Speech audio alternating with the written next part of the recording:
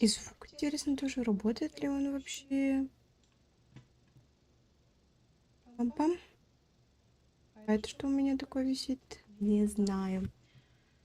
Так, как проверить, работает ли у меня трансляция?